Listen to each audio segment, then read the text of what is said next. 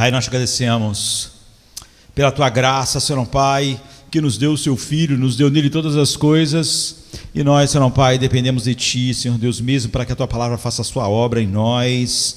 Não há nada, Senhor Pai, nenhum passo no caminho que não seja, Senhor Pai, o fluir da tua graça. Então nós pedimos isso nesta noite, ó Deus, que nossos corações estejam, Senhor Pai, como aquele solo que só o teu Espírito pode preparar, para que a tua palavra, Senhor Pai, realmente produza fruto em nossas vidas, e que, Senhor Pai, então produza o fruto da ousadia, ó Deus, da alegria, do gozo, da alegria indizível em Cristo, Senhor Pai, ó Deus, da proclamação do Evangelho com alegria no meio de um mundo, Senhor Deus, que nos fará certamente, quanto mais estivermos manifestando o Teu Filho e a mensagem dele crucificado, nos fará, Senhor Pai, experimentar o vitupério, a vergonha do Teu Filho, mas que nós possamos ouvir o Teu chamado, saiamos após Ele, fora do arraial, levando o Seu vitupério, que para nós seja uma honra, tudo que esse mundo, Senhor Pai, nos fizer por causa de Cristo.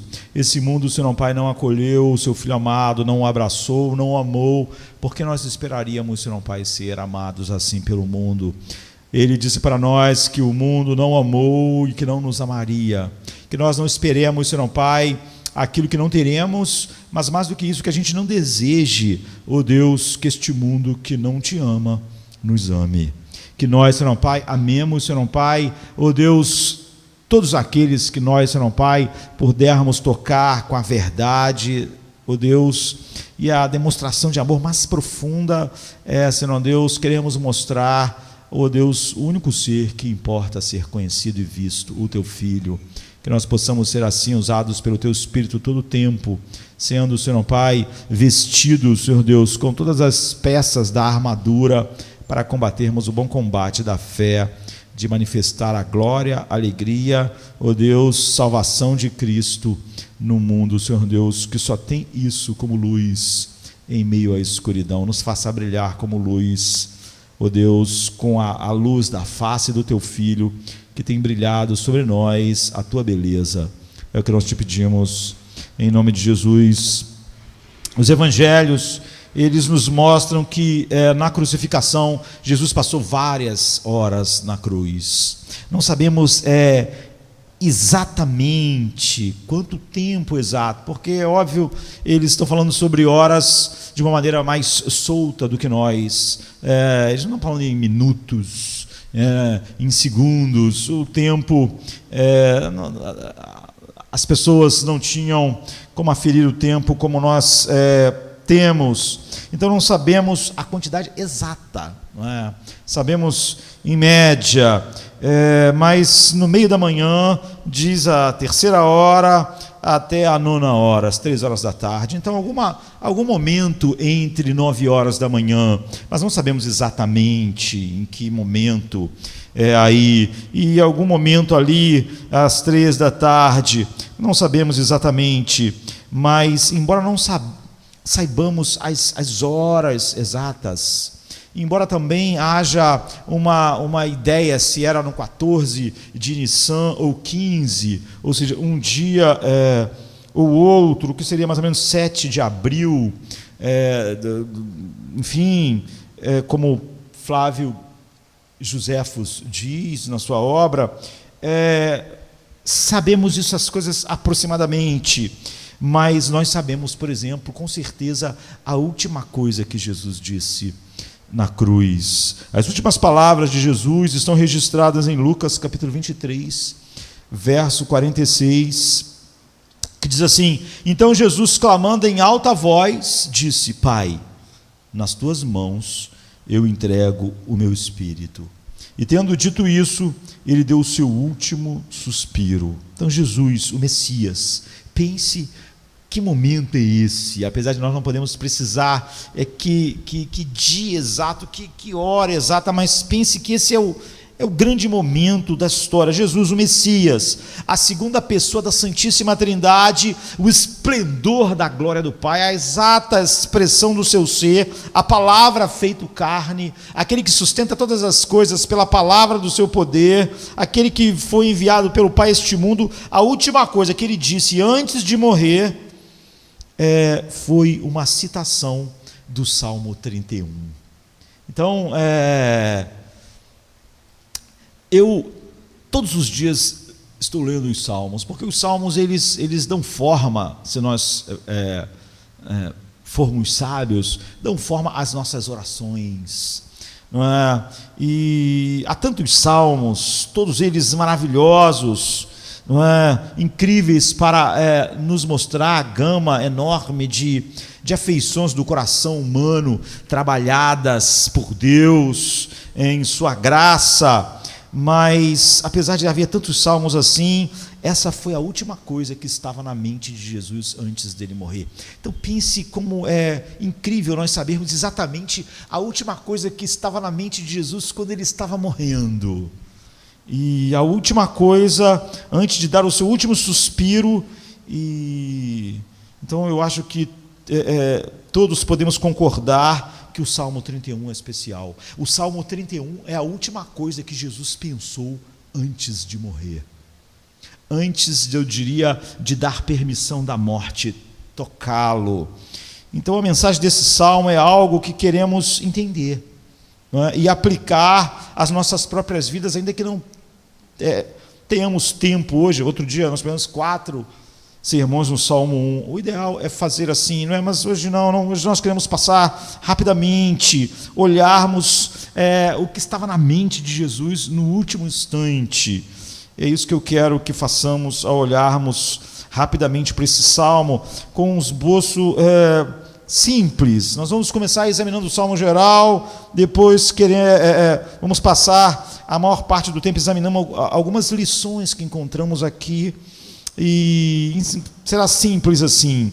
Então, quando a gente olha para esse salmo de maneira geral, uma coisa em comum a respeito do Salmo 31 é que ele não se encaixa numa categoria bem definida, não é? Há vários salmos que são de lamentação, de louvor, enfim, há várias categorias em que os salmos vão se encaixando.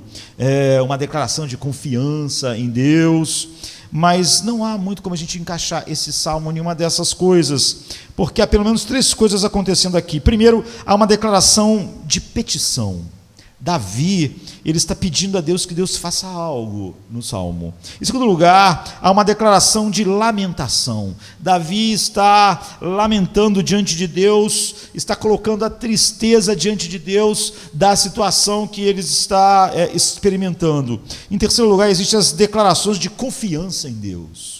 Juntamente com isso, Davi está reconhecendo que em tudo isso Deus é totalmente fiel. Ele está reconhecendo a fidelidade de Deus e por isso ele tem essa confiança em Deus. Então todas essas 3 coisas acontecendo no Salmo 31 não estão acontecendo de uma maneira muito, eu diria, organizada, não é? Elas estão bem misturadas. Muitos salmos, eles estão bem organizados. A parte que vai ser, por exemplo, se a gente fosse olhar o que está aqui, a petição, a lamentação e a parte da declaração de confiança em Deus, bem dividido, mas não acontece isso nesse salmo. Essas 3 coisas estão misturadas, não é? Então, enquanto eu estava estudando o salmo para ajudar, às vezes eu faço isso agora com esses dispositivos eletrônicos, é melhor do que antigamente, porque a gente acabava estragando os livros, né, pintando a Bíblia. E então, quando eu estava estudando o Salmo para ajudar a ver tudo isso que está acontecendo no Salmo, eu coloquei o Salmo inteiro. Então, em seguida eu peguei 3 cores diferentes e circulei as diferentes partes, como vai aparecendo, e então pude ir rastreando. E basicamente o movimento que Davi está fazendo no Salmo é de confiança, uma declaração de confiança, e ele vai para a petição, e ele volta para a confiança, e para a petição, aí ele vai para o lamento. Aí ele volta para a confiança, petição e confiança.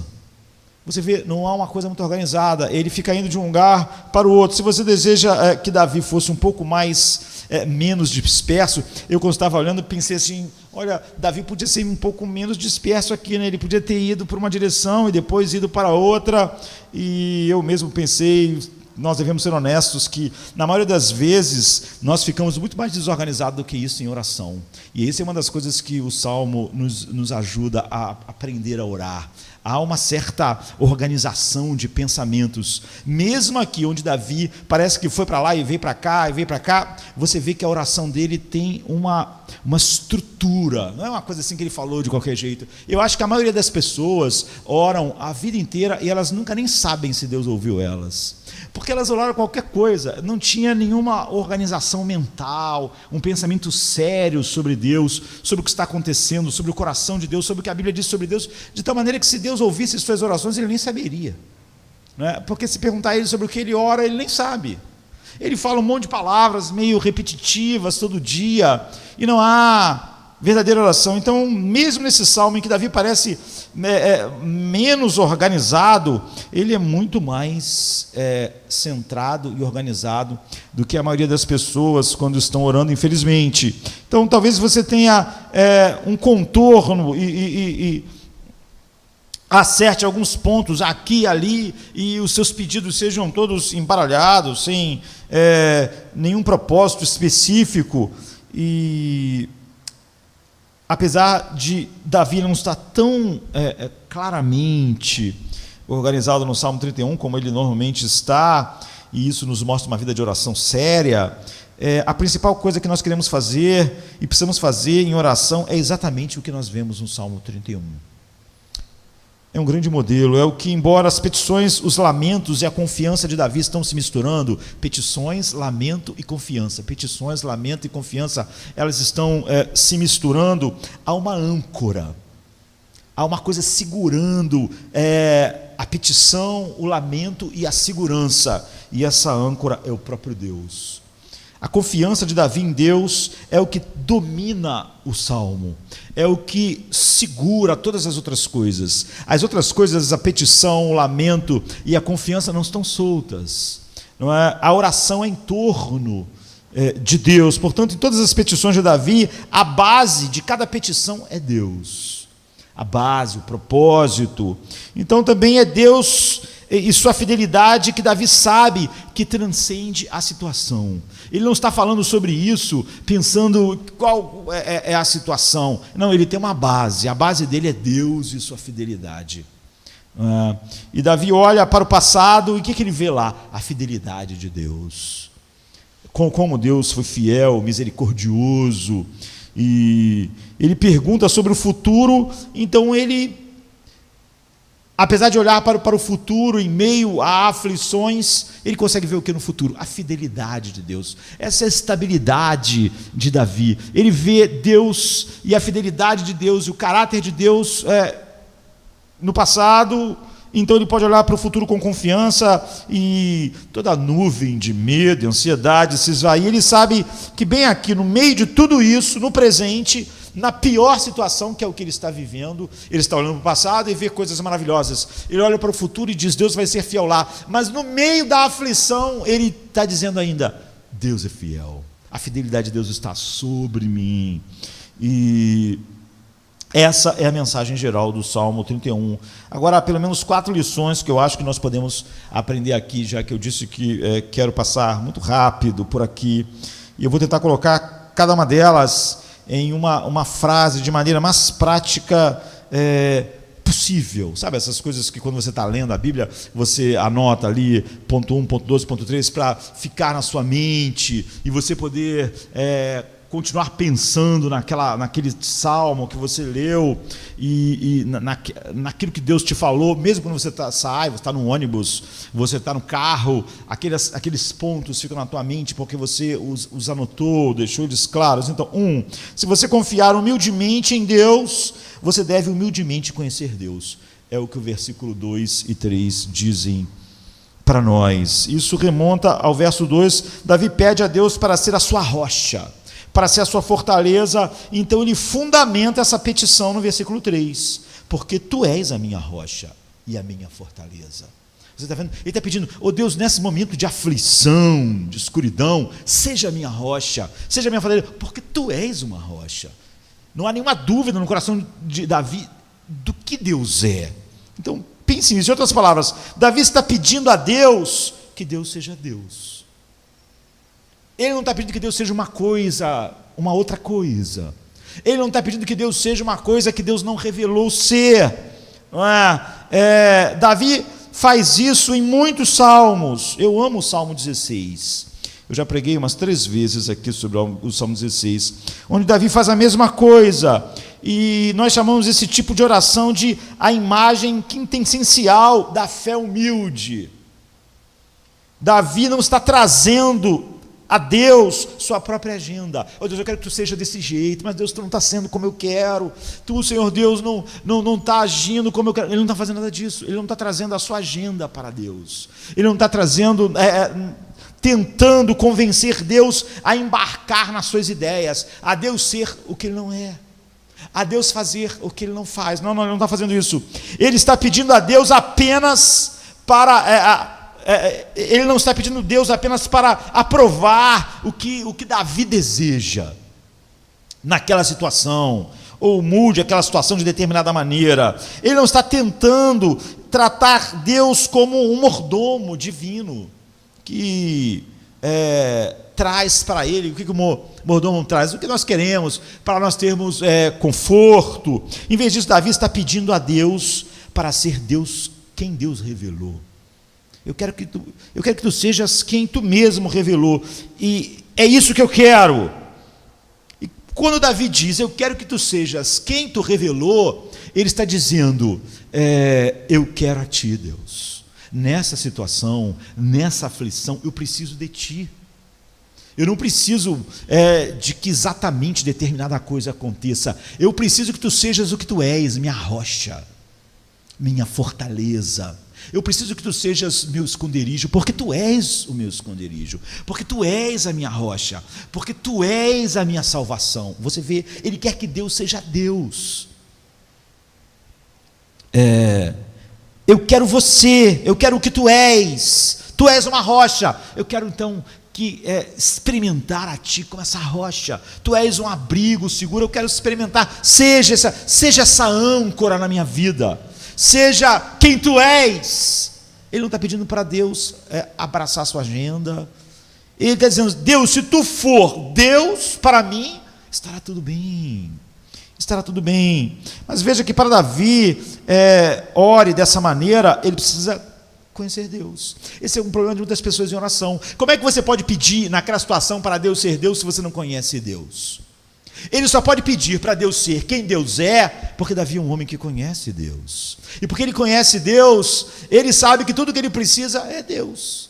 Ele não precisa trazer as suas ideias, ele não precisa que Deus seja uma outra coisa que Deus não revelou.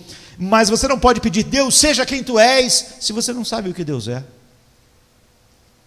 Se você se convenceu de que Deus não é alegria suficiente, não é paz suficiente, não é âncora suficiente, você não pode dizer para Deus, seja o que tu és, seja a minha alegria abundante. Você não conhece Deus, você não sabe o que Ele revelou a respeito dele. Então, Davi ora dessa maneira, e para orar dessa maneira ele precisa saber algo sobre quem Deus é, e é nisso que está a humildade da oração de Davi. A humilde oração de Davi a Deus flui do seu humilde conhecimento de Deus. A nossa humilde oração só pode subir a Deus se ela flui de um humilde conhecimento de Deus. Isso faz sentido para nós. Se nós não conhecemos Deus, como podemos saber o que esperar dele? Como podemos saber o que pedir, esperar de Deus em oração? Tiago vai dizer, vocês pedem, mas é para gastar com vossos próprios deleites. Ou seja, a oração de vocês está pensando em vocês mesmos. E vocês estão querendo coisas que, em vez de trazer paz, não ia trazer nada. Vocês estão pedindo coisas que, em vez de trazer a vocês alegria, não ia trazer nada. A única coisa que está impulsionando a oração de vocês é a cobiça, não é Deus. Não é um senso de quem Deus é. Então nós temos que orar a Deus de acordo com o nosso conhecimento de Deus. E o nosso conhecimento de Deus vem do que Ele revelou. É por isso que chamamos de conhecimento humilde. O quanto nós precisamos da palavra de Deus. O quanto a palavra de Deus é suficiente para nós. Nós somos seres humanos, queridos. E seres humanos dependem totalmente da revelação de Deus.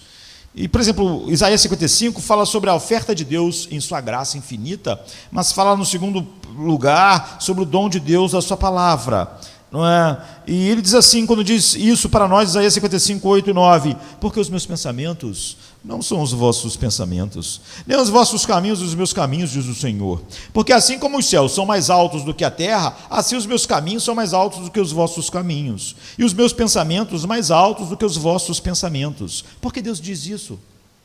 Porque Deus faz essa distinção? Porque Deus faz questão de dizer, você não entende os meus pensamentos não são como o pensamento de vocês, tão infinitamente distante como está o céu da terra, assim o meu pensamento está infinitamente distante do teu.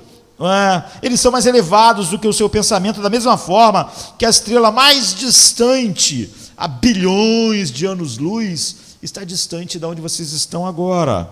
É uma distância incalculável para vocês. Porque o profeta diz isso? Porque Deus quer que seu povo saiba quão desesperadamente você precisa que Deus se revele para você. Você nunca vai pensar um pensamento certo com o pensamento de Deus pela sua capacidade. É por isso que a oração humilde vem de um humilde conhecimento. O nosso conhecimento de Deus nunca vem dos nossos pensamentos, nossos insights. Eu senti no coração que Deus quer. Isso é ridículo. Os pensamentos de Deus são infinitamente maiores do que nós nunca vamos pensar nos pensamentos de Deus. Deus precisa revelar para nós a sua mente. Nós, com nossos pensamentos, com a nossa sabedoria, a melhor, não pode compreender nada sobre Deus sem que Ele revele. E quando Deus criou o homem como seres humanos adultos, Ele os criou com capacidade de descobrir as raízes de várias coisas no seu mundo, mas não as raízes da própria vida. Então eu quero que você entenda que os pensamentos de Deus são mais elevados do que o nosso, não só porque nós somos pecadores, mas porque Ele é Deus. Então Ele nos criou com essas habilidades comunicativas, e a primeira coisa que Ele fez com Adão foi falar com Adão. E nesse momento incrível, porque embora eles eram pessoas perfeitas, eles só podiam conhecer Deus como nós conhecemos, se Deus se revelasse para eles. E eles poderiam ser cientistas muito melhores do que nós hoje, né? Pensando hipoteticamente, sem que o pecado tenha limitado tanto as capacidades humanas. Eles podiam ser cientistas muito melhores, conhecer a ciência por trás da criação de Deus muito melhor do que nós. Eles podiam ter uma tecnologia infinitamente mais avançada do que nós conseguimos, mas ainda assim eles não conheceram nada de Deus. Você vê, eles conheceriam algo sobre a criação de Deus, como quando você fosse a mente mais capaz de entender um quadro, uma obra. Isso não faz você conhecer de fato o pintor. Então,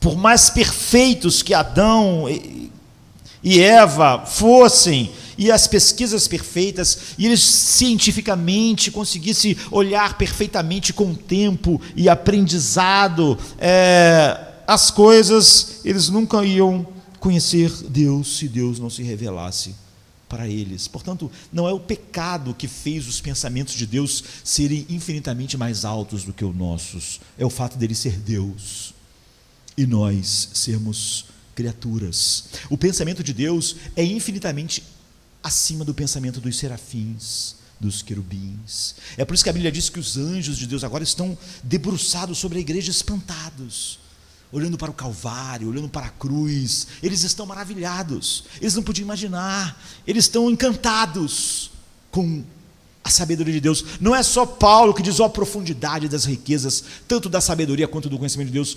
O maior querubim também diz a mesma coisa, diz, ó, a profundidade das riquezas, da sabedoria de Deus, quão perfeitos são seus caminhos. Eles também estão dizendo um para os outros, quem podia imaginar? Como nós podíamos imaginar a grandeza desse Deus, como podíamos imaginar a grandeza da sua humildade. Nós jamais poderíamos imaginar que Ele é humilde, Ele é o Deus da glória, nós o vemos sempre exaltado, mas no entanto, Ele é manso e humilde de coração. Quem podia imaginar? Quem podia imaginar a cruz? Quem podia imaginar que o Deus eterno, a vida de todas as coisas, pudesse se tornar um carpinteiro e morrer numa cruz? Eles estão maravilhados. Não é o nosso pecado que fez o pensamento de Deus ser infinitamente acima do nosso. mas o fato de sermos pecadores aumenta esse abismo. Aumenta esse abismo. Portanto, a única maneira humilde de você se aproximar de Deus é você abraçar aquilo que Ele revelou perfeitamente sobre Ele mesmo. E como Ele derrama isso. Eu podia gastar um bom tempo aqui em Isaías 55, porque esse salmo fala sobre o tipo de conhecimento que nós temos que ter de Deus de uma maneira muito profunda, mas isso seria um outro sermão e ficaria longo. Eu poderia encaixar nesse sermão mesmo, mas ficaria longo demais até eu poder voltar para o nosso texto aqui no Salmo 31. Então não há nenhuma coisa que saberíamos sobre Deus além do que Deus escolheu nos dizer. E certamente por toda a eternidade haverá infinitas coisas de Deus que nós nunca saberemos, porque eternamente nós só conheceremos aquilo que Deus decidiu em sua soberania revelar a nós. Só o Filho conhece o Pai perfeitamente. E só o Pai conhece o Filho perfeitamente. Outro dia eu estava vendo algo assustador na internet, alguém dizendo que o Filho tem coisas sobre o Pai que ele não sabe. Isso é assustador quando alguém pula da Bíblia, vai para outro lugar e começa a tirar coisas totalmente assustadoras. Pessoas que se dizem, que agem, né, como ortodoxas. Nós temos que ter muito cuidado quando estamos falando sobre o que Deus disse, para não cairmos para onde Deus não disse. Não que não haja coisas além do que Deus disse, mas nós sabemos e vamos saber não só agora, mas até a eternidade apenas o que Deus quiser revelar para nós. E como Ele é um Deus infinito, haverá sempre infinitas coisas sobre Ele que nós não saberemos. Nós saberemos tudo o que é suficiente para nós desfrutarmos tudo que Ele é para nós agora em Cristo. Então não há uma única coisa que saberíamos sobre Deus além do que Ele escolheu para nos dizer. Você vê, não é só por causa do pecado. O pecado aumenta esse abismo, é lógico. A mente natural é inimizade contra Deus. Agora ela é trevas. Mas Adão, antes de pecar, e todos os anjos e os serafins, Deus diz a mesma coisa. Os meus pensamentos são infinitamente mais elevados do que os vossos pensamentos. São mais altos. Então, a oração humilde depende do conhecimento humilde. Eu sei que os meus próprios insights, pensamentos, sonhos, sensações não podem me revelar nada a respeito de Deus. Só Deus pode se revelar a nós. E tudo que Ele vai revelar de fato sobre Ele será em seu Filho, através do seu Espírito, e o que nós temos revelado agora diante de nós. Isso significa que o nosso conhecimento de Deus não é o que nós pensamos. Tudo que você pensar sobre Deus, eu acho que Deus, esquece. Nós não conhecemos Deus assim. Não conhecemos Deus com os nossos próprios pensamentos, com um esforço profundo para pensarmos grande. O teu grande é ridículo perto de quem Deus é. É uma prepotência, é pecado. Os meus pensamentos, Deus diz, não são os teus pensamentos. Portanto, a única coisa que você vai conhecer dos meus pensamentos é o que eu revelar a você. Humildemente, abrace tudo o que Deus disse, rejeite tudo o que Deus não disse e não tente encontrar uma outra fonte para você conhecer algo sobre Deus, nem no teu coração, nem na tua mente, nem no coração, nem na mente de nenhum ser, de nenhuma criatura. Então, não o que nós pensamos por nós mesmos, isso não é um conhecimento humilde. O conhecimento humilde, ele recebe o que Deus revelou. E também não é o que nós gostaríamos que Deus fosse. Nunca venha com essa coisa, eu queria tanto que Deus fosse assim, assim. Isso é um pecado enorme, não é? Nós não gostaríamos que Deus fosse nada. Nós recebemos a revelação daquilo que Deus tem que ser de acordo com o que Ele revelou. E o que Ele revelou é o que encontramos nas páginas das Escrituras. Quando nós falamos sola Escritura, nós não estamos brincando. Não é um jogo de palavras. Eu falar que sola Escritura só para me dizer que eu posso conhecer Deus de outras formas. Ele se revelou na sua palavra. E eu só posso conhecer aquilo que Ele revelou dele mesmo. Eu não posso conhecer Ele de outra forma. Por instinto, por insights, por impressões, por sensações. Tudo isso é falso. Tudo isso é falso. Nós precisamos de um conhecimento humilde, aquilo que nós recebemos. Paulo, quando vai falar sobre isso, ele diz, aquilo que eu recebi, eu também ensinei a vós, que Jesus tomou o pão naquele dia, ele diz, o que eu recebi, eu ensino, o que eu recebi, eu ensino. Eu não estou falando nada do que eu pensei, do que eu senti, do que eu mesmo consegui filosofar a respeito das coisas. Não, o que eu recebi, nós recebemos. Tem que ser de acordo com o que ele revelou. O que ele revelou, nós encontramos apenas nas Escrituras. A Escritura não é algo que pode, então, estar a parte das nossas orações. Você vê, nós só podemos orar saturados das Escrituras, porque se nós vamos orar, Deus seja quem tu disse que tu és, nós temos que saber quem Ele é, e nós só podemos saber quem Ele é na palavra. E é por isso que Davi está orando assim. E aqui que fica muito prático, isso é especialmente útil se vocês estiverem em uma época de seca, de oração. Abra a sua Bíblia. Nunca comece simplesmente a orar. As nossas orações, elas têm que ter sentido, direção, propósito, e tudo isso deve estar de acordo com o conhecimento de Deus. E só a palavra de Deus nos ensina a orar de maneira verdadeira, porque nós, como Davi aqui está pedindo simplesmente para Deus ser Deus, porque ele conhecia quem Deus era, naquilo que Deus tinha se revelado. Qualquer coisa que foge disso não é oração de verdade. E se você vai confiar humildemente em Deus, você deve conhecê-lo humildemente. Qualquer ideia de que você pode conhecer Deus, um átomo que seja fora da Bíblia, não é um conhecimento humilde, é arrogância. E você não pode ter uma oração humilde que não flua de um conhecimento humilde, ou seja, Deus, que tem a sua mente infinitamente mais elevada que a minha, revelou aquilo que Ele é a mim. Eu já mencionei que Jonathan Edwards, na sua obra Afeições Santas, ele enfatiza essa premissa nos cristãos, como nossos corações devem continuar inflamados por essas paixões santas, essas afeições santas. Jonathan Edwards argumenta que Deus, de maneira sobrenatural, mantém eficazmente essas afeições através da revelação que Ele fez de si mesmo. E ao falar dessa graça, ele diz assim: a sua graça é o alvorecer da glória, e Deus usa os meios determinados por Ele para que neste mundo sejamos conformados e transformados para a herança que nos espera. E Jonathan Edwards dizia, uma das maneiras que Deus faz essa conformação é o privilégio da oração. E quando nós oramos, não devemos pensar que estamos de alguma forma informando Deus. Davi não está informando, você vê, ele está pedindo a Deus para ser Deus, ser quem Deus revelou ser na vida dele, aquilo ia bastar. E nós não estamos informando Deus, sobre suas perfeições, seus atributos, como se Ele não tivesse ciente. Quando a gente diz, Deus, tu és santo, nós não estamos dizendo isso e Deus, caramba, se Ele não fala isso, eu até tinha esquecido da minha santidade. Se eles não cantassem hoje que eu sou grande, que eu sou eterno, que eu sou o Criador, como o último que a gente cantamos, né? Criou o céu, a terra, tu falaste, bilhões de criaturas surgiram.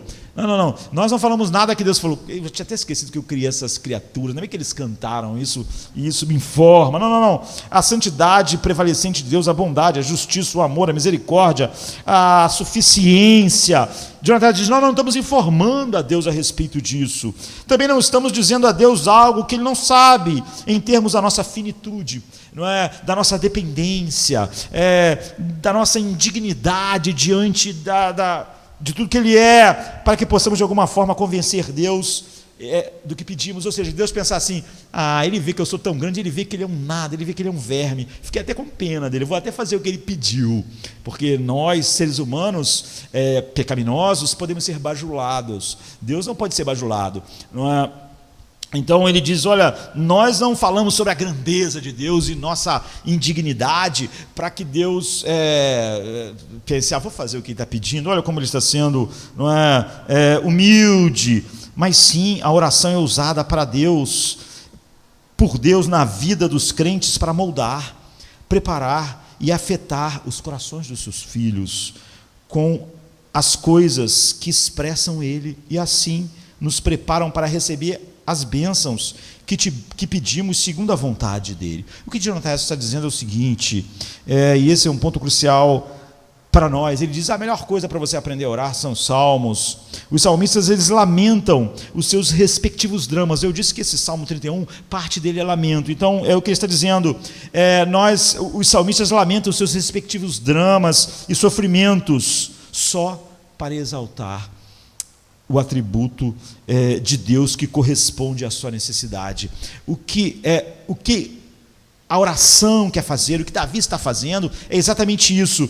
Nós falamos: nós estamos sedentos, Deus, a minha alma tem sede de Ti. Por quê? Porque nós queremos exaltar, mas Tu és a água que me satisfaz. Seja Deus na minha vida, seja o que Tu és a água que sacia.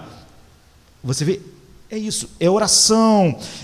Nós falamos, Jonathan diz: oh Deus, eu estou faminto, eu estou completamente sem forças e faminto, mas Tu és o pão, Tu és o pão da vida, Tu satisfaz, Tu dá força ao cansado, Tu é que me sustenta. Você vê, ele está enfatizando o que ele é faminto só para poder ver quem Deus é, então pedir: seja Deus, seja aquilo que Tu revelaste para mim, é de Ti que eu preciso.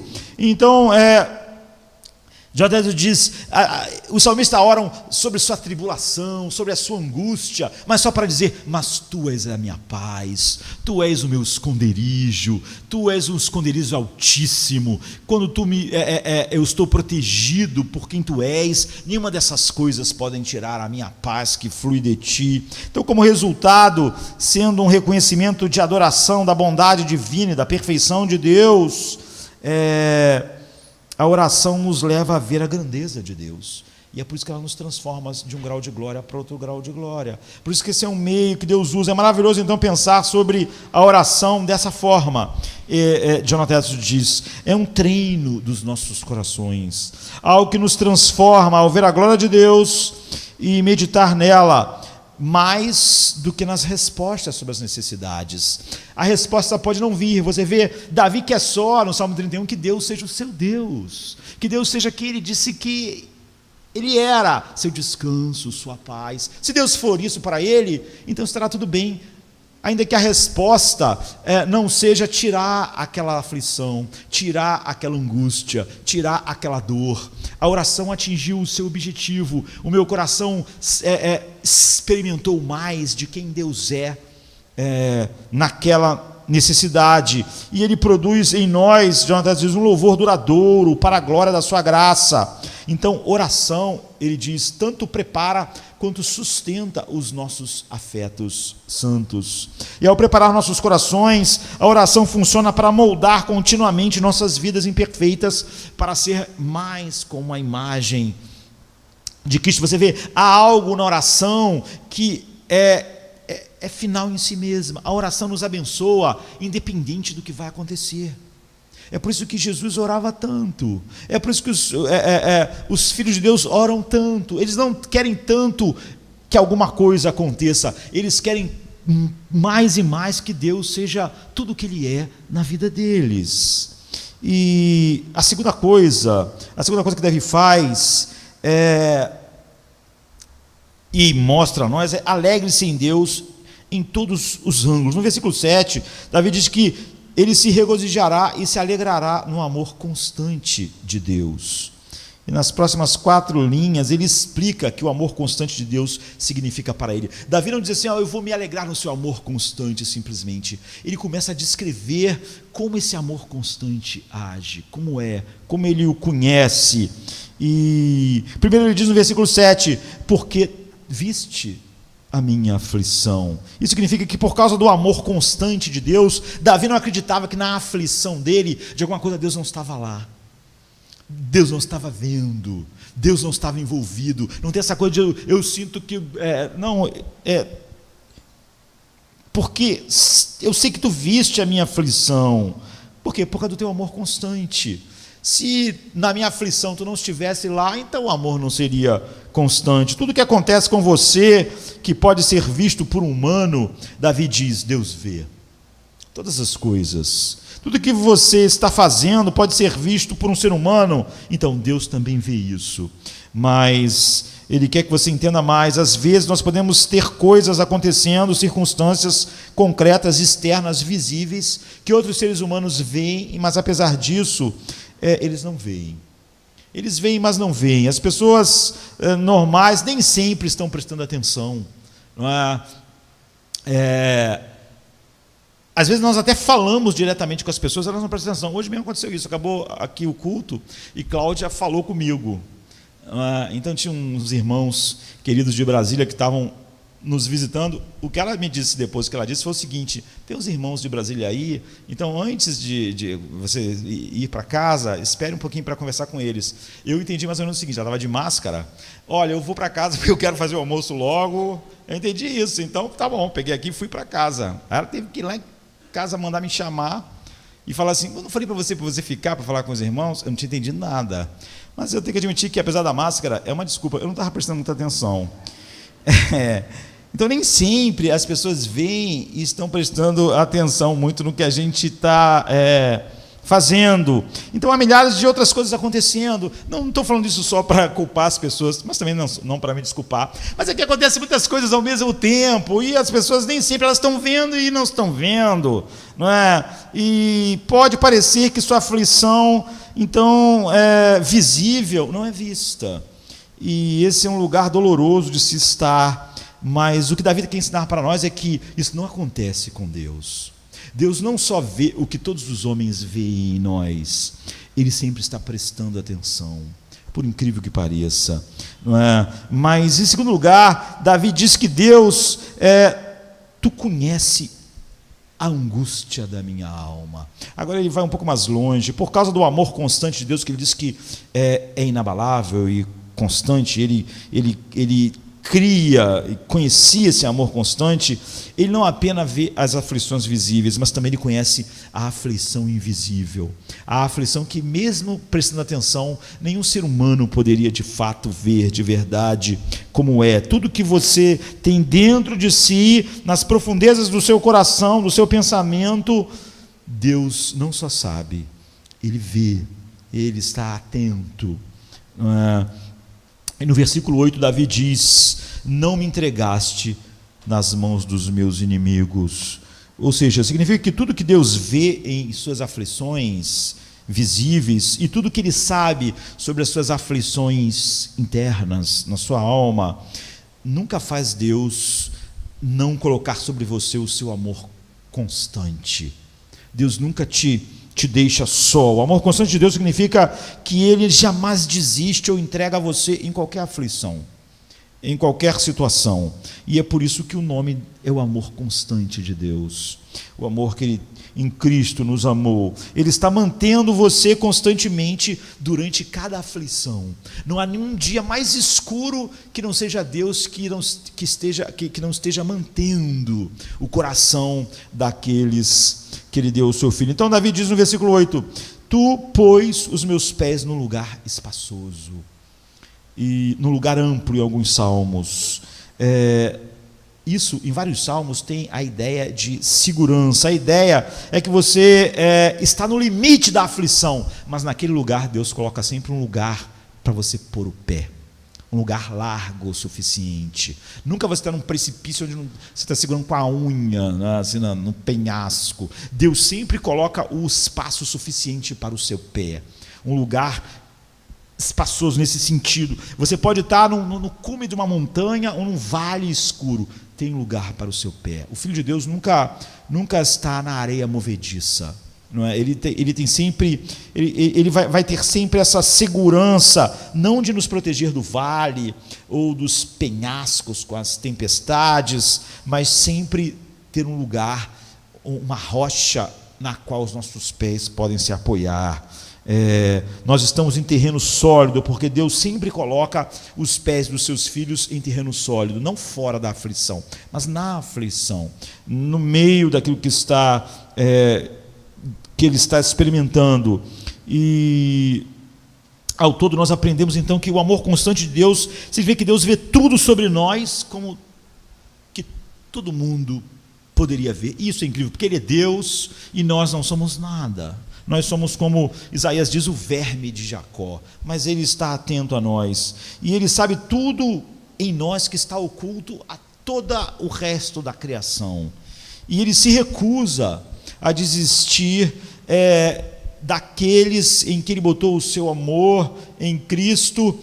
Não importa o que aconteça, não importa o que esteja acontecendo, e Ele colocou o nosso pé em uma rocha gigante, inabalável, e essa rocha, ela é inabalável independente de onde está, ela é inabalável nos vales escuros, no vale da sombra da morte, nos penhascos, não há nenhum lugar, não é que o lugar seja adequado, mas a rocha debaixo dos nossos pés sempre adequado, o que significa que o detalhe do cuidado de Deus é incrível. Deus está envolvido em nossa vida de todos os ângulos, e por isso que devemos nos alegrar em Deus, como Davi está dizendo, de todas as formas, porque como Deus está na nossa vida de todas as formas, e de todos os ângulos possíveis nós vemos Deus, então a nossa alegria também tem que ser correspondente a isso. Deus está perto, está trabalhando, por isso devemos estar felizes nele. Fique feliz, porque onde quer que você esteja, o amor constante de Deus está. É isso que Davi está dizendo em sua oração. O amor constante de Deus está comigo, e é essa rocha inabalável aonde eu estiver, em todas as situações. Em terceiro lugar, ele está dizendo: submeta a sua realidade sentida à verdade de Deus. Isso é uma das coisas mais importantes que você deve aprender. A realidade sentida não é a realidade. Você tem que submeter a sua realidade sentida a verdade de Deus, porque a verdade de Deus é a realidade. A realidade sentida não é de fato a realidade. Por isso o apóstolo Paulo diz: não somos guiados pelo que vemos, nem pela coisa efêmera dos sentimentos. Há uma realidade em nossas vidas, mas há uma coisa que nós podemos chamar de realidade sentida. O que nós fazemos? Submetemos a realidade sentida à verdade, e isso é fundamental. Então a seção principal do lamento no Salmo 31 vem do verso 9 ao 13. Davi está descrevendo mais sobre como ele tem sentido aquela situação, incluindo cansaço físico e emocional, conflitos pessoais, sabotagem calculada que ele está experimentando. Tem sido difícil para Davi. E no versículo 14 e seguintes, Davi volta à petição e confiança. Ele fala sobre isso, mas rapidamente ele volta à petição e confiança. Davi confia no Senhor, e ele chama Deus aqui de Yahvé, do eu sou, não é? Mas então, mais tarde, no verso 22, há mais uma linha de lamento. Davi tem recontado a fidelidade de Deus no passado, falado como Deus foi fiel no passado, e no versículo 22, ele diz assim: estou cortado de sua vista. Diz assim o verso todo: pois eu dizia na minha pressa, estou cortado de diante dos teus olhos. Não obstante, tu ouviste a voz das minhas súplicas quando eu a te clamei. E isso me lembra de algo que Davi disse num salmo anterior, num salmo maravilhoso, no Salmo 30. No Salmo 30, no verso 6, Davi disse assim: quanto a mim, eu disse na minha prosperidade, nunca serei derrubado, nunca serei movido. Diz assim: eu dizia na minha prosperidade, não vacilarei jamais, jamais vou cair, estou firme, né? Tudo que eu tenho aqui. Tu, Senhor, pelo teu favor fizeste forte a minha montanha, tu cobriste o meu rosto, e então eu fiquei perturbado. Então aqui está, eu diria que numa mão e na outra mão, Davi está nos ensinando algo fundamental, não é? Ele está dizendo: na minha pressa, a melhor versão é na minha ansiedade, no meu alarme, quando eu fiquei alarmado, eu disse: estou cortado da vista de Deus, não é? Estou sozinho, Deus me deixou, Deus me abandonou. Ele disse: na minha pressa eu disse isso. Mas aqui na outra mão ele está dizendo que disse uma coisa oposta a isso no Salmo 30. Ele diz: na minha prosperidade eu disse, nada pode me abalar, eu estou num lugar que nada pode me derrubar. As duas coisas são opostas, não é? Eu fui cortado da presença de Deus na minha pressa, na minha ansiedade de querer dar voz há uma coisa que eu estava percebendo, eu falei isso. E lá, na minha falsa segurança nos meus bens, eu disse, eu nunca vou ser abalado.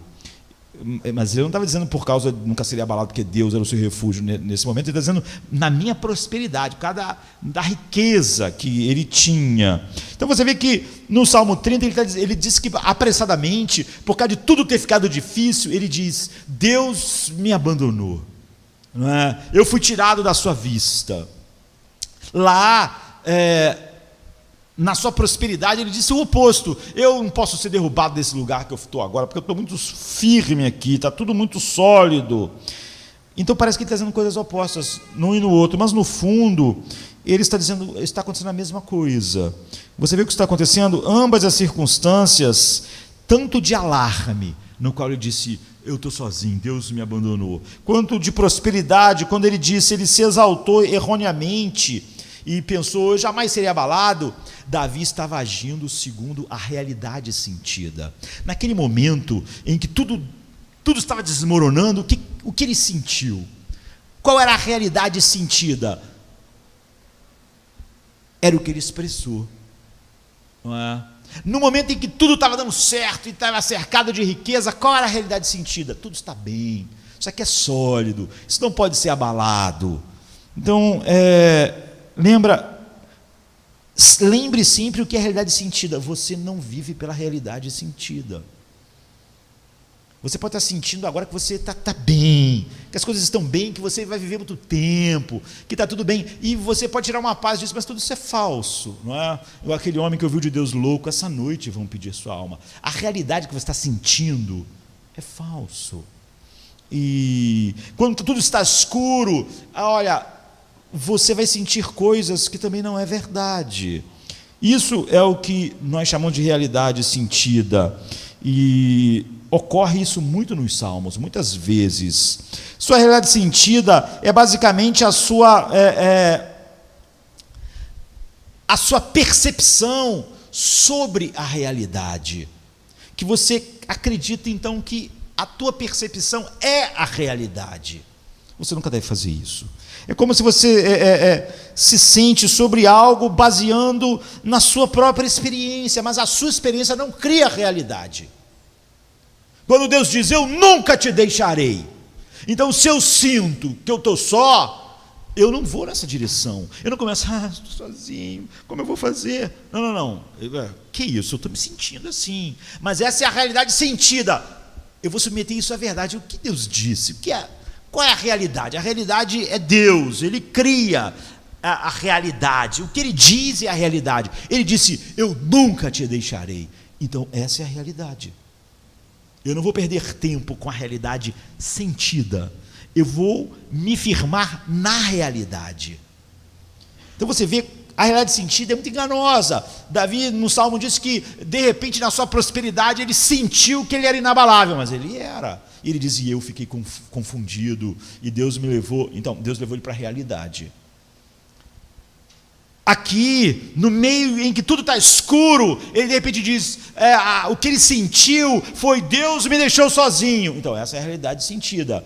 Ele diz, não, você não se apega à realidade sentida, você traz a realidade do amor constante de Deus.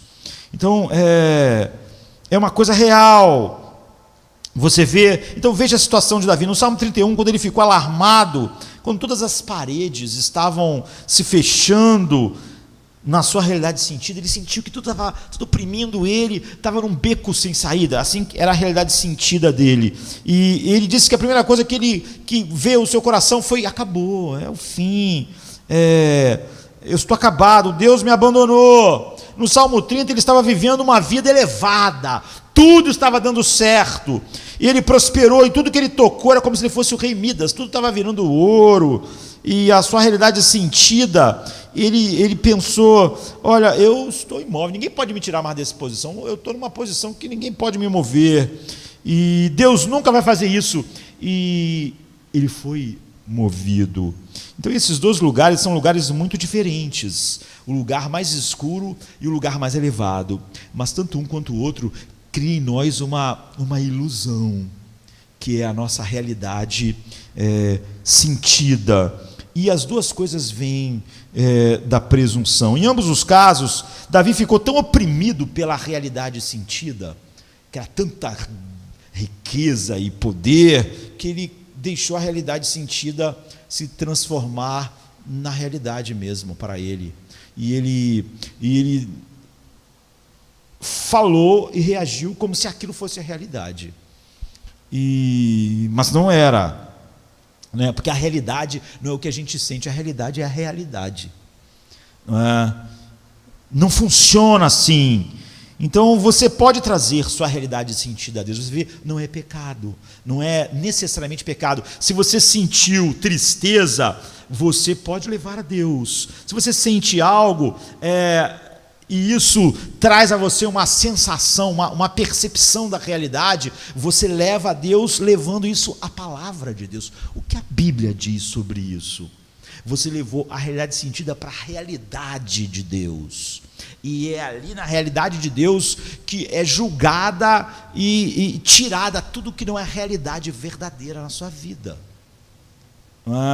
Então, Deus vê as coisas como elas são.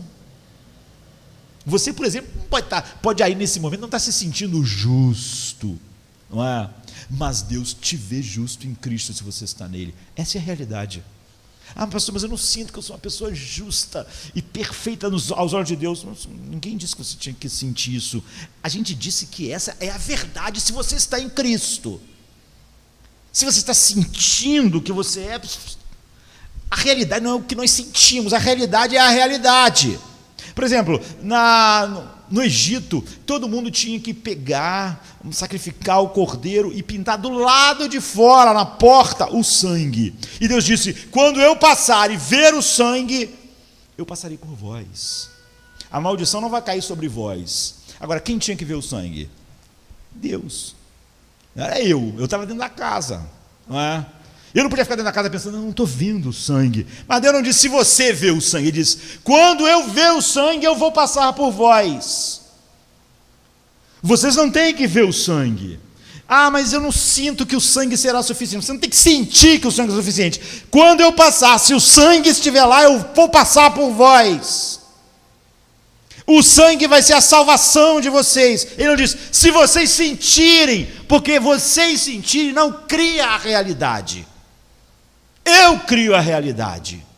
Eu disse, se o sangue estiver lá, então, se ele me vê em Cristo, ele me vê perfeito em Cristo. Ele não diz que eu sou perfeito em Cristo, se eu sentir que eu sou perfeito em Cristo.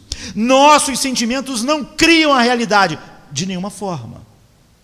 Então, quando eu sinto algo que não está em conformidade com a palavra de Deus, eu levo a realidade sentida para a realidade e vou reagir à realidade. Não faria sentido ficar dentro da casa sem paz nenhuma, porque Deus poderia passar pelo sangue, porque isso não era real, porque ele disse que não passaria. Ele disse que se tivesse o sangue, ele passaria. O anjo da morte, na verdade ele disse ele mesmo, eu passarei, né? O próprio Deus, o próprio eu sou. Ele disse que não passaria se visse o sangue. Quando nós confiamos na revelação de Deus, a oração humilde é baseada no recebimento da revelação humilde do que Deus disse. Se Deus diz, quem está em Cristo não tem nenhuma condenação. Mas eu sinto que ainda tem uma condenação. Não, a questão é o seguinte, eu estou ou não estou em Cristo? Durante a jornada, eu posso ainda sentir. Eu posso até dizer, porque em mim mesmo é verdade, eu sou o principal dos pecadores. No entanto, nenhuma maldição está sobre mim, por causa de Cristo. Quando eu senti o contrário, em vez de eu deixar a minha sensação dirigir a minha vida, eu sei que o que eu sinto não é a realidade. A realidade é o que Deus vê.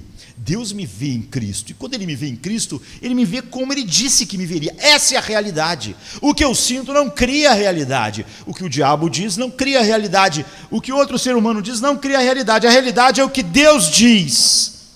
Você vê que Davi, quando deixou a realidade sentida falar, ele sentiu em meio da angústia, Deus não está me vendo, mas Ele consertou isso olhando para a realidade. Mas como assim, se Deus diz que me ama com amor constante? Então o amor de Deus não seria constante, então o amor de Deus não estaria sobre mim. Você vê como Ele está trabalhando o seu coração para crescer na sua oração.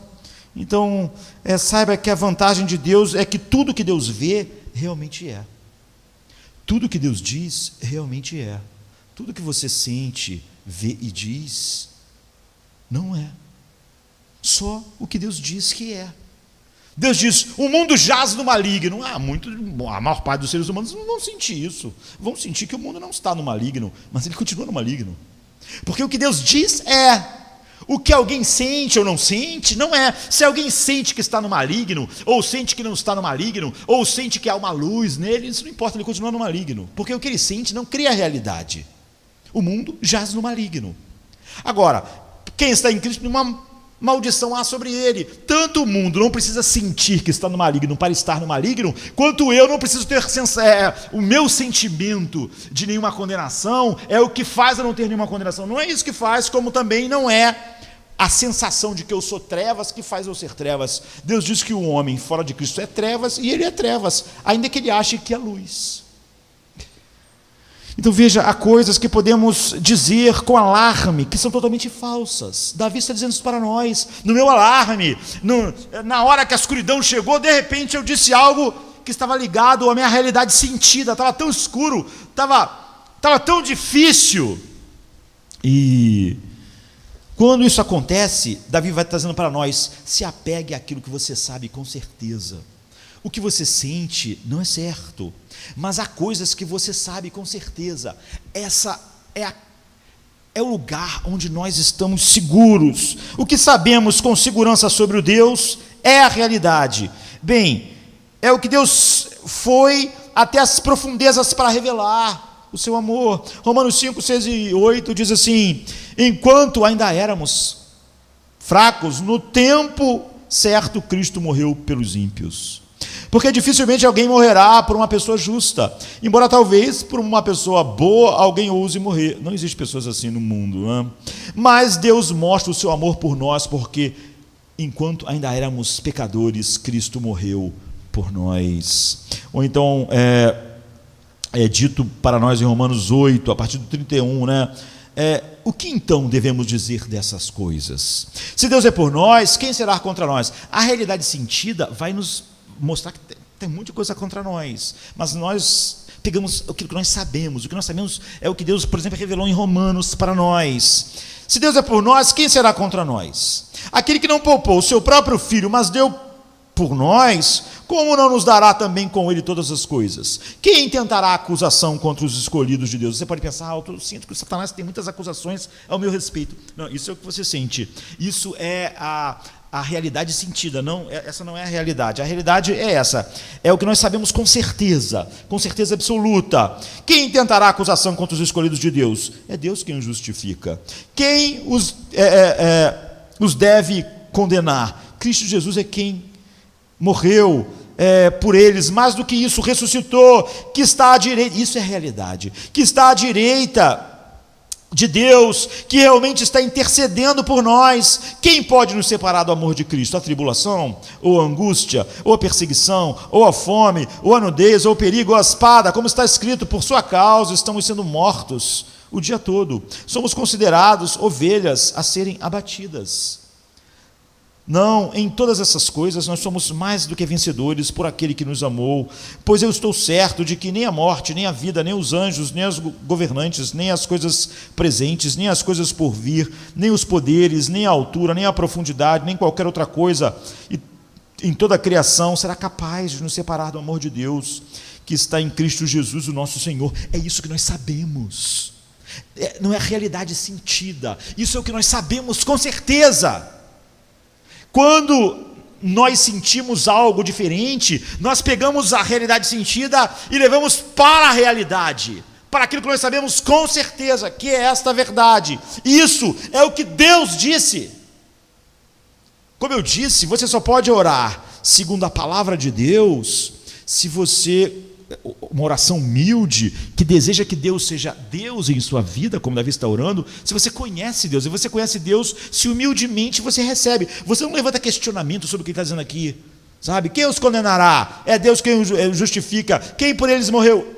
Você recebe, isso é o que Deus está dizendo. Então, é assim que Deus nos amou, portanto, submeta a sua realidade sentida a isso. Sempre que eu sentir algo diferente da realidade, eu abro a minha Bíblia, eu olho para a realidade e pronto. Eu estou agora em outro lugar. Eu não estou mais debaixo da realidade que eu estou sentindo, porque aquilo não é a realidade, ou isso aqui seria mentira. Se aquilo fosse a realidade, Deus seria falso, mentiroso. Então, eu não conheço Deus. Como o que eu estou sentindo não está de acordo com a realidade sentida não é a realidade. Nós somos enganados de diversas formas pela realidade sentida. Então submeta, Davi está dizendo, sua realidade sentida à verdade de Deus. Em quarto lugar, lembre-se de que Deus tem todo o seu mundo em suas mãos. Verso 15. Veja, a fé de Davi no versículo 14... sai do seu lamento. Como o Jonathan Edwards diz, o lamento de Davi é só para mostrar a suficiência de Deus. Ele diz, mas eu confio em ti, ó Senhor, eu digo, tu és meu Deus, meus tempos estão em tuas mãos. Essa última frase é significativa porque é basicamente a mesma coisa que Davi disse no versículo 5 desse mesmo salmo. Lá ele diz, nas tuas mãos entrego o meu espírito. E essa é a frase, é o que estava na mente de Jesus quando ele morreu. Quando Jesus morreu, ele citou o Salmo 31, verso 5. Esse foi o Salmo 31, foi o último pensamento de Jesus antes de morrer. Esta foi a última coisa que ele disse na cruz. Então, o que isso significa? Por que Jesus citou o Salmo 31, verso 5? E o que isso ensina para nós? Frequentemente, quando as pessoas no Novo Testamento citam o Antigo Testamento, principalmente o livro de Salmos, você vai ver, estudando o Novo Testamento, que o contexto completo do Salmo está na mente da pessoa. Quando ele está citando, não está citando um salmo assim, uma parte que não tem nenhuma relação com o salmo. Sempre o contexto do salmo está na mente e você vê isso na citação. E esse é o caso aqui. Jesus nos mostra que a fé de Davi, exemplificada para nós no Salmo 31, foi na verdade só um prenúncio da confiança que Jesus tinha em seu Pai. Jesus na cruz, de fato, estava sozinho, mas ele ainda confiava no amor constante do seu Pai, contra toda a percepção do que ele estava sentindo. Ele realmente não estava sentindo algo que não era realidade. Mesmo na realidade da ira infinita e do abandono, ele sabia, o amor constante do meu Pai continua. Então, o pior do lamento de Davi foi apenas um preâmbulo da realidade do que Cristo experimentou. E sabia que iria experimentar todo o tempo. Ainda assim, todo o tempo, Jesus confiou no amor do seu Pai. Jesus confiou em seu Pai. É isso que Jesus nos mostra, por exemplo, citando o Salmo 31, nas tuas mãos eu entrego o meu espírito. Ou seja, o Pai colocou ele debaixo da sua ira infinita, mas ele vai entregar o espírito dele a quem? A quem? Ao seu próprio Pai. Ele continuava com a sua confiança inabalável no seu Pai. Embora eu tenha caminhado pelo vale da sombra da morte, caminhado debaixo da sua ira infinita, e agora esteja encarando a própria morte de frente, debaixo do teu abandono, algo que nunca aconteceu com Davi. Eu sei que eu estou prestes a morrer carregando o pecado de todos os eleitos, e eu ainda confio em ti. É a ti que eu entrego o meu espírito. Eu sei que tu me tem em tuas mãos, e suas mãos cheias do amor infinito por mim ainda estão lá, não é? Veja, essas são as mãos de Deus moldando no coração de Davi algo que está infinitamente no coração de Cristo. Por isso que aquelas palavras de Davi nada mais eram do que o prenúncio de quem realmente diria aquelas palavras no momento crucial da história. Então, Jesus conhecia o amor do Pai, mesmo debaixo da sua ira infinita. E é por isso que, mesmo tomando esse cálice, ele continuaria obedecendo ao seu Pai. Mesmo debaixo da sua ira infinita, ele continuaria confiando no seu amor. Nenhum de nós vai estar aí, porque nenhum de nós pode ter o abandono de Deus, porque todo o abandono que nós merecíamos, Jesus experimentou. Isso significa que você também deve agora, quando vê o verdadeiro, aquele verdadeiro homem, verdadeiro Deus, sendo verdadeiramente abandonado e ainda assim confiando no amor leal do seu Pai, como você não confiaria? Já que, como Paulo disse, Deus prova o seu amor para conosco, porque Jesus morreu pelos nossos pecados. Então, no verso 15, Davi diz: meus tempos estão em tuas mãos. Portanto, ele não confia apenas em Deus quando ele está sofrendo. Não é apenas quando ele está enfrentando o ataque do inimigo, as maiores pressões. Significa que todos os momentos, todos os segundos estão nas tuas mãos. Jesus entregou o seu espírito nas mãos do Pai. Mas o que Davi está dizendo é que todos os momentos da vida de Josemar, da sua vida, você estando em Cristo, estão nas mãos dele. Isso quer dizer de A a Z, do início ao fim. Então eu quero que você pense no que Jesus disse diretamente para nós em João capítulo 10, verso 27, quando ele diz assim: minhas ovelhas ouvem a minha voz, eu as conheço e elas me seguem, eu dou a elas a vida eterna e elas nunca perecerão. E ele completa assim: porque ninguém as tirará das minhas mãos. Essa é a realidade. Mas Jesus nos dá uma imagem de quão segura é a nossa salvação, porque ele diz que ele tem a mim nas suas mãos. Davi diz que todos os meus tempos estão em suas mãos, mas Davi não podia ter uma visão tão grande como nós temos, porque você vê, ele diz que ele nos segura com as suas mãos, e que ninguém pode nos tirar das suas mãos. Quem está dizendo isso é Jesus.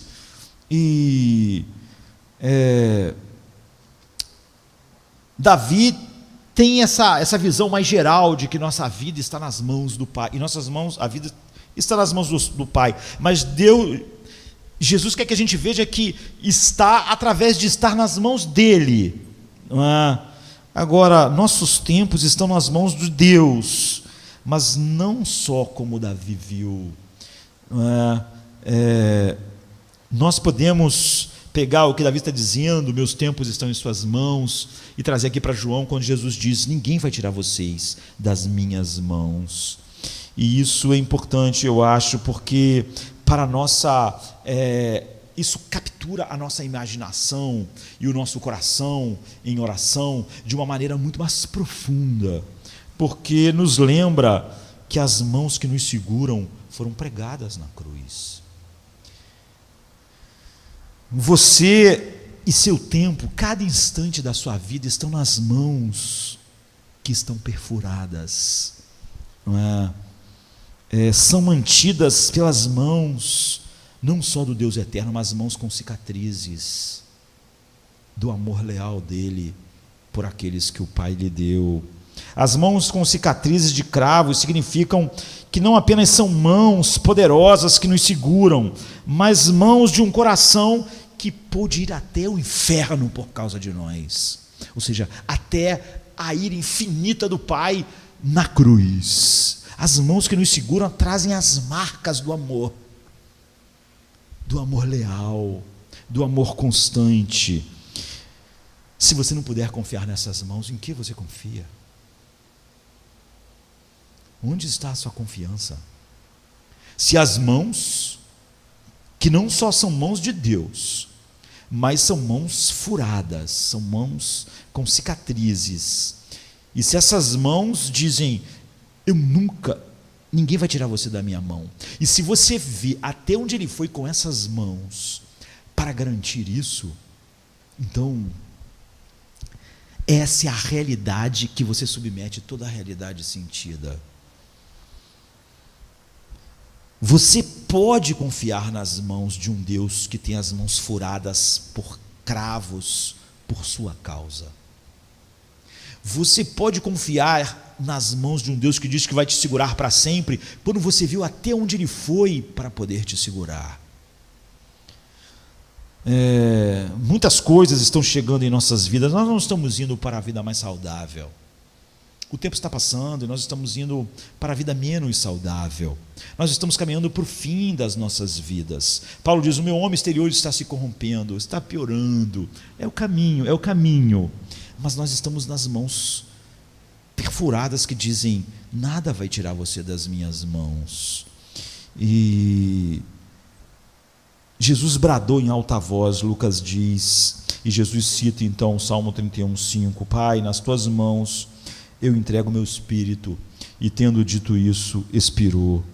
Eu já disse isso aqui, nenhum evangelista disse que Jesus morreu. Você nunca vai ver, nem em Mateus, Marcos, Lucas e João, que então Jesus morreu. Não é que Jesus não morreu, mas eles nunca usam essa palavra.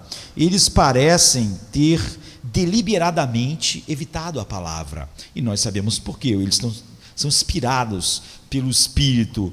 Eles não querem dar a impressão de que no fim a morte reclamou Jesus, como ele reclama os homens, e que Jesus teve que se render à autoridade da morte. Chegou a hora, tal. A morte não o reclamou como sua vítima, ele a capturou, a morte, para vencê-la. Sabe quando você pega alguém assim pela roupa? Então, a morte que sempre vem e vence, sempre vem e engole, aquela hora está acontecendo algo contrário. Então, os evangelistas usam entre si 4 expressões diferentes. Eles não usam a mesma expressão, mas nenhuma delas mostra a ação da morte. Cada uma delas coloca a iniciativa do processo em Jesus, nas mãos de Jesus. Marcos diz que ele, com alto brado, expirou, Marcos 15:37. E Mateus afirma, ele entregou o seu espírito, ele fez isso, Mateus 27:50. Enquanto Lucas, como nós vimos, diz mais claramente o que ele disse de maneira mais clara, que é a citação do Salmo, Pai, nas tuas mãos entrego o meu espírito, Lucas 23:46. Mas nesse sentido, a expressão de João é mais contundente, a saber, João diz assim, ele curvou a cabeça e entregou o espírito, João 19:30. O verbo que João usa é paradidome, que foi exatamente a mesma palavra, pelo menos, que é usada por Barrabás, pelo sacerdote naquela negociação ali, e a mesma palavra que é usada quando Jesus foi entregue aos guardas para o açoitarem ou levarem para a cruz, paradidome. Então João coloca nos lábios do próprio Jesus essa entrega. Ele entrega o seu espírito ao Pai e ele entrega o seu corpo à morte. Ele está agindo. A gente nota que é até interessante, porque a Bíblia diz que ele curvou a cabeça e entregou o espírito. Não aconteceu o contrário. Ele não morreu e então curvou a cabeça. Ele mesmo curvou a cabeça e ele entregou o espírito. Assim, em palavra, em obra, ao curvar a cabeça, como se estivesse se entregando ao Pai, não é? Jesus afirma que a sua morte foi voluntária. Ele decide a hora, como, e ninguém jamais escolheu morrer. Jesus é a única pessoa que escolheu morrer na história. Você pode dizer assim, mas eu tenho um conhecido que se suicidou. Essa pessoa não escolheu morrer, não é? Você só pode escolher morrer se você não fosse morrer, se você fosse imortal, se você jamais morresse, se você falasse, eu vou morrer. Então você escolheu morrer. Agora, todos nós vamos morrer. A gente não escolhe morrer, não é? Se algo inexoravelmente vai acontecer com você, isso já não é uma escolha, não é? E Jesus poderia ter não morrido, mesmo no último instante. Ele diz, ninguém tira a minha vida. Então, como ele disse, no jardim, ele poderia convocar legiões de anjos, ele é Deus. Mas as últimas palavras na cruz, está consumado. Eu terminei o que o Pai mandou fazer. Agora eu mesmo entrego o meu espírito ao Pai e me entrego à morte. Então Jesus ele é o vencedor sobre o pecado e a morte. Ele não é conquistado por essas coisas. E então nós devemos vir humildemente à cruz, né? Nós sabemos que nós merecemos nada mais do que o juízo de Deus, e nessa vitória de Cristo, porque ele confiava no amor infinito do seu Pai, mesmo quando sendo o único que de fato foi abandonado pelo Pai, mas o amor de Deus é tão constante, que mesmo no abandono total, ele podia confiar nesse amor. Davi está dizendo quão constante é esse amor, como esse Deus que nos segura na mão, não só tem suas mãos onipotentes, tem suas mãos com marcas que mostram o seu amor leal, e isso forja em nossos corações a constância desse amor. Não há nenhum limite. A ira infinita do Pai não foi um limite para esse amor. Carregar todas as nossas iniquidades não foi um limite para esse amor. O que seria o limite desse amor?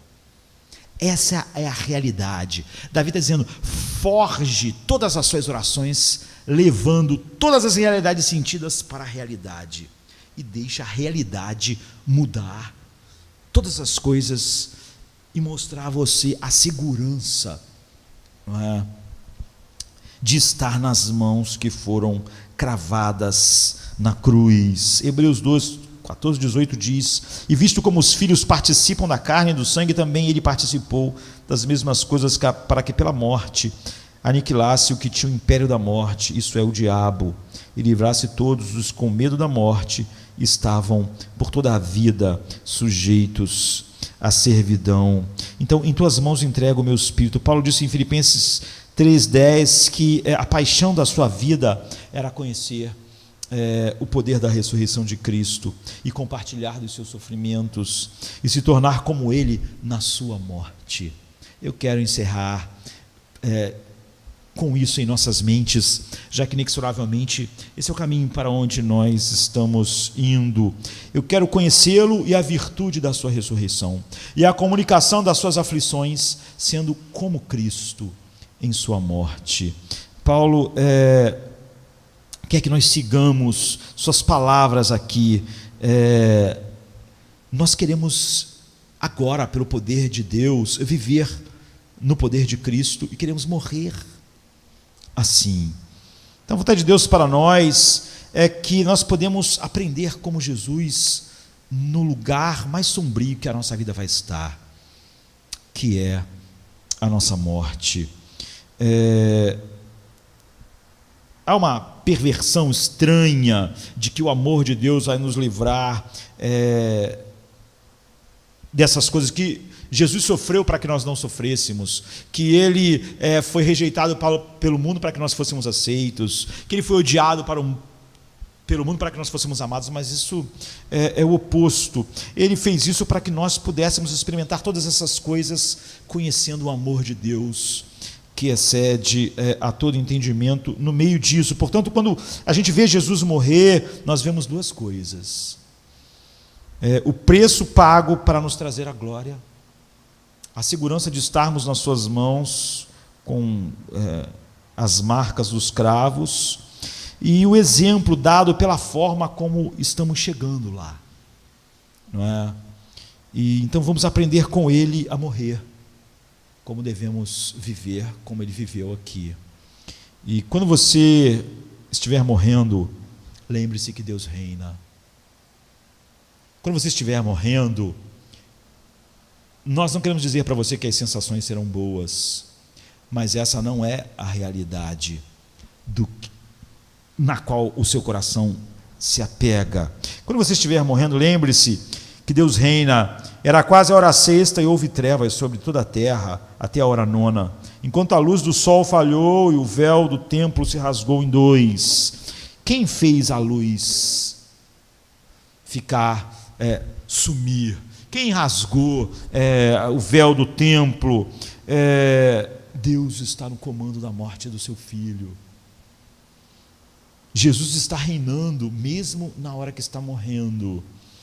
E em nenhum momento alguém estava se atrapalhando com a bola, com os planos, não há nenhuma ponta solta. Em Atos 4:27 diz: porque verdadeiramente contra o teu santo filho Jesus, que tu ungiste, se juntaram não só Herodes, mas Pôncio Pilatos com os gentios e o povo de Israel, para fazerem tudo o que tua mão e o teu conselho tinham anteriormente determinado que se havia de fazer. Então a verdade é que Jesus nesse instante, Deus está reinando totalmente. Mas se você fosse se ligar às percepções sentidas, parecia que não é? Parecia que não era assim. Em segundo lugar, quando você estiver morrendo, lembre-se que Deus se compadece. Quando você estiver morrendo, lembre-se que Deus se compadece. Nossos pensamentos que sobem para magnificar a Deus, sabem que Deus governa a vida e a morte.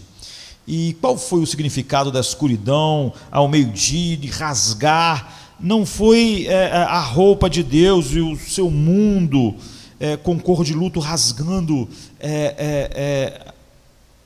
as roupas, como quem rasga o seu próprio coração. O fato de Deus estar controlando todas as coisas não queria dizer que o seu coração não estava profundamente envolvido em todas as aflições do seu filho, apesar de nós sabermos que foi da vontade do Senhor esmagá-lo, mas não sem sentir tudo o que o seu filho estava sentindo, não sem estar com o seu amor totalmente concentrado nele, de uma maneira única.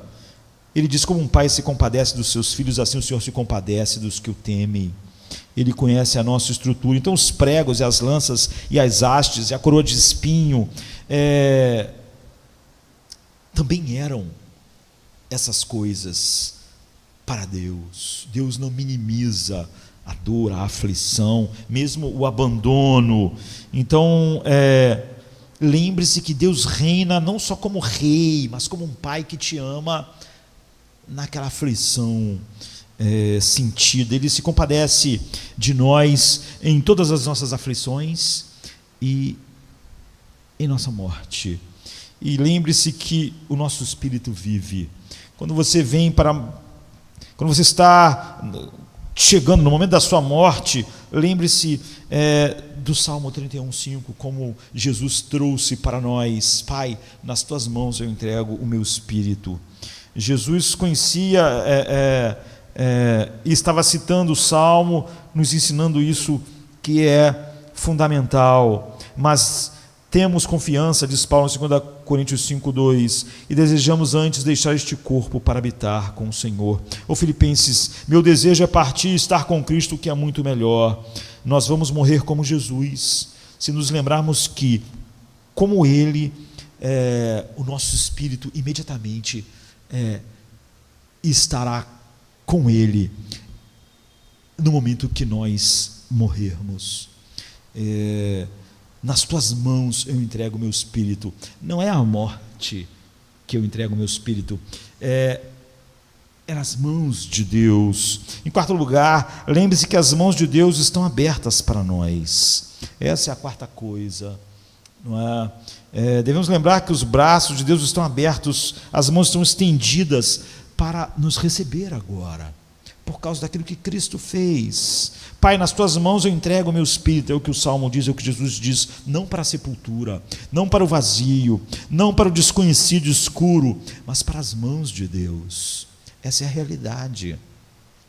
Uma das grandes tentações na hora da morte é acreditar que a nossa morte é um golpe terrível de Deus, ou, portanto, não é algo que está fluindo da sua misericórdia para nós, os seus filhos.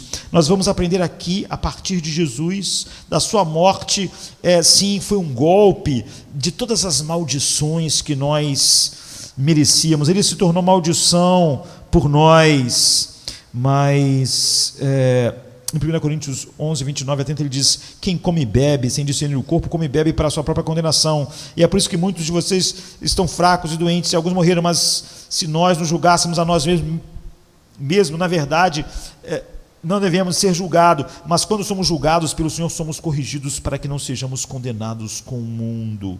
Essa é uma declaração incrível para nós. Não importa que tipo de coisa Deus tenha que fazer ao nos amar como filhos e nos disciplinar, Ele nunca nos condenará com o mundo.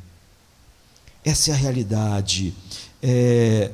Nunca deixe nada sentido ocupar o lugar da realidade. Jesus não deixou, mesmo quando a realidade da ira do Pai estava sobre ele, isso ofuscar a realidade do seu amor constante. Então ele pôde trazer a realidade do Salmo 31:5. Nas mãos do Pai ele se entrega, e o Pai tem todos os seus interesses em sua mão. Tudo que o Pai está fazendo é para glorificá-lo. Tudo que o Pai determinou na minha vida, na sua vida, na vida de Paulo, é para nos fazer a imagem de Cristo, é para nos tornar quem Ele decretou na eternidade, que não pode falhar. Nós sabemos que pouco tempo depois, Jesus estava assentado à destra do Pai, nas alturas, e nós devemos pensar, não é, quão seguro nós estamos, fazer disso a realidade momento a momento. Você vê que em outro verso Davi diz: todos os meus momentos estão em suas mãos. Oração, então, é humilde e verdadeira quando ela recebe humildemente a revelação de Deus, quem Ele é, como Ele se revelou. Pega toda a realidade sentida e submete à realidade de fato, que é o que Deus diz, que é o que Ele vê, que é o que Ele diz que é. E então nós vamos poder sentir nesse versículo maravilhoso, que quando Jesus se entregou o seu Espírito nas mãos do Pai, Ele entregou todos nós, todos os eleitos pelos quais Ele morreu, né? Porque a morte dele não era uma morte só dele, era uma morte representativa. Ele estava carregando todos nós em sua morte. Quando Ele disse: Pai, nas tuas mãos eu entrego o meu Espírito, Ele está entregando todos os eleitos, porque Ele tinha feito tudo, estava consumado, não é? Nada poderia agora prejudicar ou fazer qualquer coisa contra os eleitos, senão levá-los para o lugar que as mãos do Pai nos levam, porque ao tomar o Espírito de Cristo em suas mãos, Ele tomou toda a igreja junto, eu, vocês. Então, como Davi era um homem de profunda oração, você vê, ele vai a lugares muito mais altos do que se podia imaginar. E isso muda toda a nossa percepção de como nós vemos a realidade, e mesmo a realidade sentida. Isso é oração. Todos nós só podemos crescer espiritualmente quando orarmos de verdade. Davi está orando de verdade, E o que ele está fazendo é nos apontar como Jesus orou de verdade. E como esse amor leal de Deus realmente poderia ser confiado, mesmo que nós estivéssemos sendo abandonados por Deus, o que é impossível, porque Jesus foi abandonado. Mas mesmo Jesus, debaixo da ira infinita do Pai, continuou confiando no seu amor leal. Agora, mais do que Davi, que via as mãos de Deus tendo ele mesmo em suas mãos, nós vemos Deus nos tendo em suas mãos, mas essas mãos estão furadas, estão perfuradas, para nos mostrar que esse amor não tem nenhum limite para nós. É assim que nós alcançamos paz, gozo, alegria no meio da aflição. Nós oramos não para que Deus seja o que nós queremos que Ele fosse, ou para que Ele faça algo que nós queríamos que Ele fizesse. Nós só queremos uma coisa: seja quem Tu és na nossa vida, seja o Deus que Tu revelaste em Seu Filho, seja o Deus que me amou na eternidade. Tu és uma rocha, então seja uma rocha na minha vida. Tu és a paz, seja a paz na minha vida. Seja Deus para mim, e se Tu és Deus na minha vida, todo o resto é só isso. Mesmo a morte não pode fazer nada a essa paz, a esse descanso. O Salmo 31 é maravilhoso. Nós sabemos que essas são as últimas coisas que Jesus pensou, e elas são suficientes para a nossa vida inteira e para a nossa morte. Vamos ficar de pé.